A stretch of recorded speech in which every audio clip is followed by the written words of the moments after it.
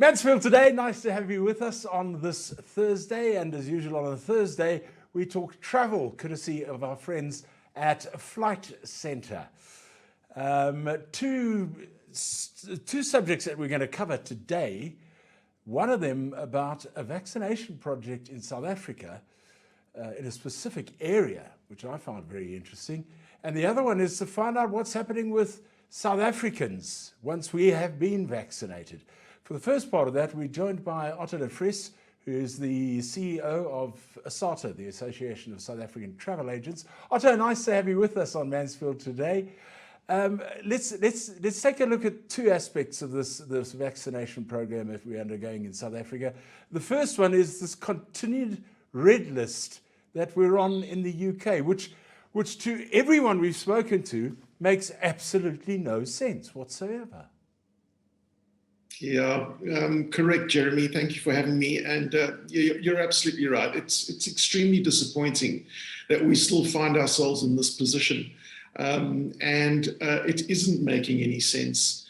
There appears to be an approach that the UK have adopted in terms of how they're assessing where and how you have access to the UK.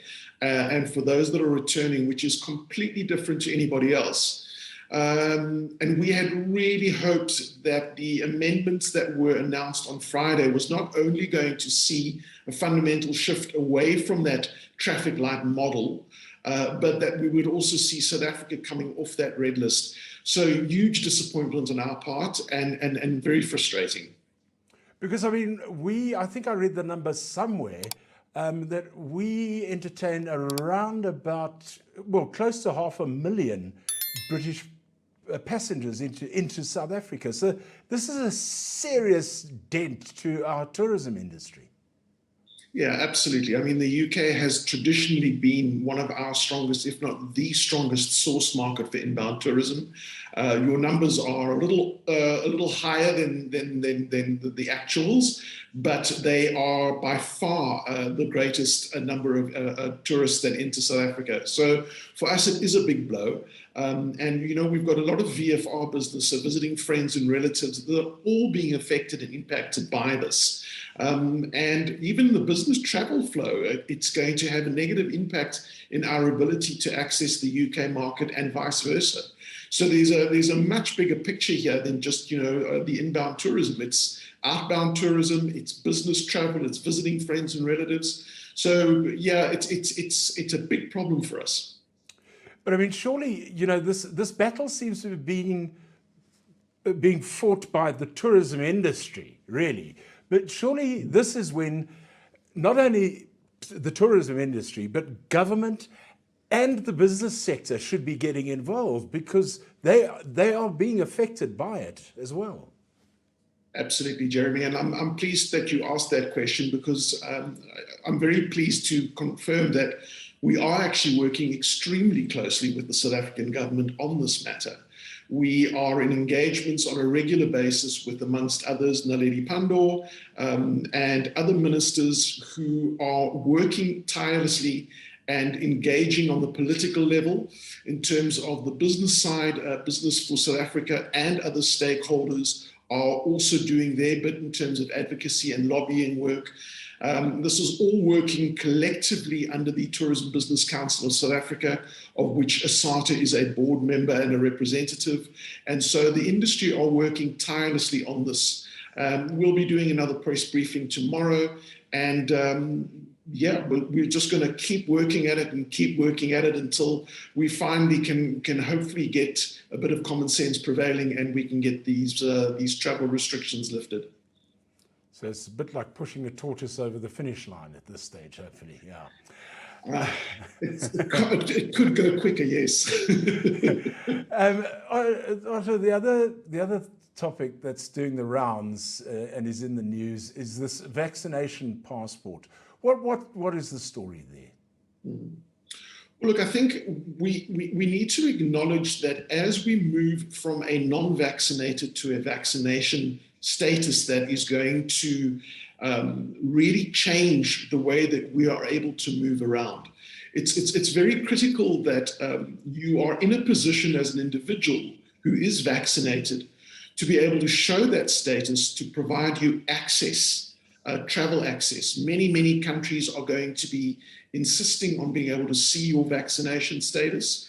And so the idea of the passport really is that you have something in your pocket that you can easily retrieve and show. So from our perspective, there's two things that we want to see happening. The first and the most critical will be a need for a policy shift and a policy change. Let's start with the South African government on this, but this is obviously what we are lobbying for across the globe. Individuals that are fully vaccinated should no longer be required to have any PCR tests 72 hours prior to arrival in or out of a market. So fully vaccinated people should have the freedom and ability to enter and depart any market that we wish to travel to. That is step one. Those that are partly vaccinated or not vaccinated at all will need to continue to deliver those PCR tests. Now, imagine that data is available to you through an app on your phone with a QR code that will therefore allow you to quickly and easily draw that data, share it with the relevant authorities, and be able to access markets. In fact, I wouldn't be surprised if we see sports stadiums asking to show your vaccination status if you want to go to a music event or any large gathering, a conference and incentives, all of these types of gatherings of people where I believe this is going to become a standard. Otto, thank you very much for your time and for giving us a bit of background on both of those issues. Otto de Vries is the CEO of the Association of South African Travel Agents, ASATA, right here on Mansfield today. Well, one of the places in South Africa that is going to be very, very safe to go to once the international markets open up, but will be very safe for South Africans to travel to, is, of all places, the Sabi Sands. So we're joined now by Tanya Ponta, who is the executive manager at Dischem Pharmacies, and Gaby Simon, who is the chairman of Eurolab. Now, you're wondering, how the heck do Dischem and Eurolab fit into the Sabi Sands? Well, that's where I've got to bring in Gaby Simon, because he's not only the chairman of Eurolab, but he is also a landowner and lodge owner in the Sabi Sands of one of the lodges there, Simbamili. So I would imagine, Gaby, this was something that you started pushing from a Sabi Sands perspective. Jeremy, correct. I was approached by my neighbour Etienne from Elephant Plains to do something for our community and our staff. And Ivan and I have been friends since our college days. I've been the founder of Dischem, and we've both been working to help the village called Dixie on our border. Dischem has put a whole water project in there, and Eurolab's been giving bursaries for the last 10 or 15 years and food parcels, helping the community there develop themselves, and hopefully shortly they'll also become part of Sabi Sands as well. So because of our mutual efforts in helping Dixie, which is right next to the Sabi Sands, we got together with Ivan and his executive team, Tanya, and we started this campaign. And basically, the reason for this is twofold. One, to save lives, and secondly, to save jobs. And I think what we did, and did very well, is we chose vaccinations that are acceptable to our first world, which is Europe and America, which is our main customer base in Sabi Sands. So they've been vaccinated with vaccines that are the same as the States and Europe. So hopefully that's going to help bring our tourists back. Having said that, it's great to have had the South Africans. All of our lodges in Sabi Sands have gone on a special rate for South Africans, and we'll hopefully continue to do that. It was great to have our South Africans experiencing the best premier game reserve in the world and being able to afford it. So there's been a lot of good coming out of this COVID story as well.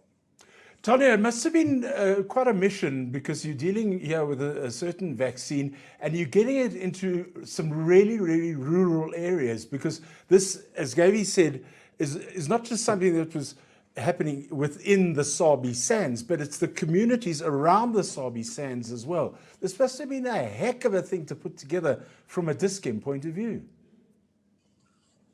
It was a humbling and very rewarding experience, Jeremy. So we had done some groundwork in terms of we went to the Sabi Sands a month before the vaccination drive, and we did some education for the staff members who obviously took that story back into their communities, and just how important vaccination is to the community as a whole in order to secure jobs in the region. And as Gabby said, get our tourists back.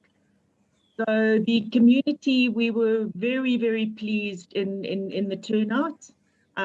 They turned out in their masses with no fear of the vaccine. There were a few questions asked. But we managed to vaccinate most of the community at Dixie. We also did Dumfries, which is also on the borders of the Sabi Sands. And then we also moved to Thornybush to vaccinate the staff at Thornybush. So it was a very successful campaign, and Dischem's main aim is to vaccinate as many people as we can. So having access to those communities was just good news for us. Yeah, I think, Gabby, what a lot of people don't realize, especially in secluded communities like the Sabi Sands, for example, the amount of people who are dependent on somebody who is working in a reserve like that. I think I remember reading somewhere that for every person who works in the Sabi Sands, there are about 9 people who are reliant on that person's job in the communities that surround the Sabi Sands Wildlife Reserve. Jeremy, that's correct. We employ about 3,000 people in Sabi Sands, and we support probably between 24 and 30,000 people. That's number one. Number two, Sabi Sands brings in more foreign currency than Kruger Park. So it's something that we will try and get back, having Sabi Sands now being totally vaccinated. I think virtually every one of our lodges is virtually 100%, well, our staff is 100% vaccinated, and most of our outside communities as well. So we're going to look forward to welcoming back all of our visitors, overseas and South Africans, into a safe environment, free of COVID, and hopefully carry on supporting and support more people and more lives and more jobs around the Sabi Sands. Well, congratulations on the initiative and well done. And hats off to Dischem as well, because I know you guys are not just involved in initiatives like this, but you're pushing very hard through not only Dischem, through your pharmacies, but also through the Dischem Foundation as well, to get as many people vaccinated as possible. So to the team at Dischem, well done, and to the team at Sabi Sands, congratulations, and nice to have one of South Africa's premier hotspots COVID-free at this stage. To both of you, thank you very much, Tanya, and to Gabby for joining us on Mansfield today. And that wraps up the show for this Thursday. We'll hopefully catch you next Thursday once again for more about Talking Travel with Flight Centre. Until then, bye-bye.